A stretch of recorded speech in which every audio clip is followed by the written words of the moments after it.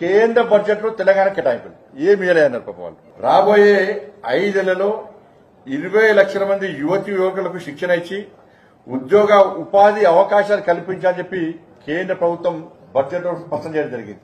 ఉన్నత విద్య చదువుకోవాలనేటువంటి లక్షలాది మంది విద్యార్థులకు 10 లక్షల రూపాయల వరకు రుణ సహాయం ఇవ్వాలని చెప్పి 3 లక్షల కోట్ల మహిళా బడ్జెట్ లో లక్షల మంది తెలంగాణ మహిళలకు ఉపాధి కలిగే అవకాశం ఉంది.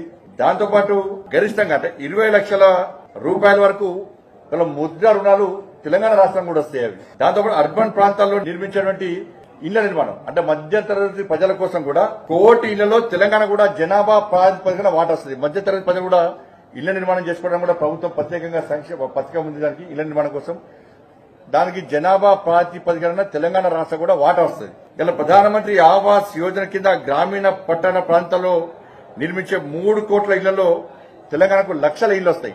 ఇది రాష్ట్ర ప్రభుత్వం కూడా కేంద్రం యొక్క సహకారం తీసుకుంటాం ప్రధానమంత్రి ఆవాస్ యోజన కింద అని చెప్పి కూడా స్పష్టం చేయడం జరిగింది. దాంతోపాటు కేంద్ర పన్నుల రూపేణ ట్యాక్స్ డెవల్యూషన్ 26,216 కోట్లు, గ్రాంట్ ఇన్ ఎయిడ్ ద్వారా 21,075 కోట్ల రూపాయలు, ఎఫ్ఆర్బిఎం కు లోబడి 62,000 కోట్ల రుణాలు ఇవాళ తెలంగాణకు ఇచ్చింది.